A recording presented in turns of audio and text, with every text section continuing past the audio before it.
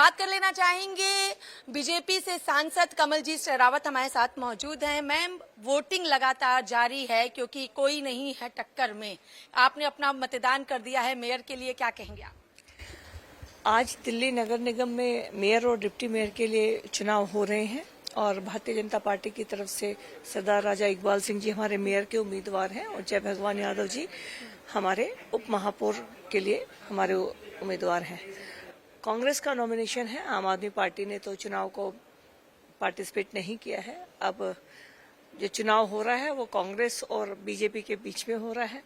अब ये भी चलिए लोकतंत्र है, शायद इसी को लोकतंत्र कहते हैं कि सामने कोई नंबर नहीं है लेकिन समय तो लगेगा और भारतीय जनता पार्टी की जीत निश्चित है। पहले भी बीजेपी और कांग्रेस ही थी, अब फिर से बीजेपी और कांग्रेस ही है। आम आदमी पार्टी ना नॉमिनेशन में है ना ही कहीं ऐसे है। देखिए, ये बात सत्य है कि 2012 तक शीला दीक्षित जी जब थी तो दिल्ली में भ्रष्टाचार के साथ में थोड़ा बहुत काम भी होता था, लेकिन 2015 से 25 तक सिर्फ और सिर्फ भ्रष्टाचार हुआ। काम के नाम पर लीपापोती जो कांग्रेस करती थी वो भी नहीं हुई। तो कहीं ना कहीं आम आदमी पार्टी के सभी बातें हवा हवाई थी, भ्रष्टाचार का अड्डा थी। ये आज जनता की समझ में आया है, इसीलिए आज जनता ने जब उन्हें नहीं चुना, लेकिन उनकी भी कमाल है कि उन्हें इस चुनाव में पार्टिसिपेट करना चाहिए था, वो नहीं कर रहे और कांग्रेस कर रही है।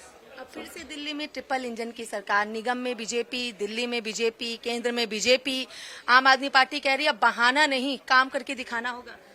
देखिए, बहाना नहीं, बदलाव चाहिए और इसीलिए भाजपा की सरकार चाहिए। हमने यही स्लोगन लेके चुनाव में हम गए थे और मैं दिल्ली की जनता जनार्दन का बहुत धन्यवाद करती हूँ और विश्वास दिलाती हूँ कि तीनों स्तर पर जब बीजेपी की सरकार होगी तो प्रधानमंत्री श्री नरेंद्र मोदी जी का जो विजन है विकसित भारत की राजधानी विकसित दिल्ली बनाने का, आपके सपनों को पूरा करेगी और भारतीय जनता पार्टी की तीनों स्तर की सरकार आपकी सेवा में कोई कसर नहीं छोड़ेगी। चलिए, बहुत बहुत शुक्रिया।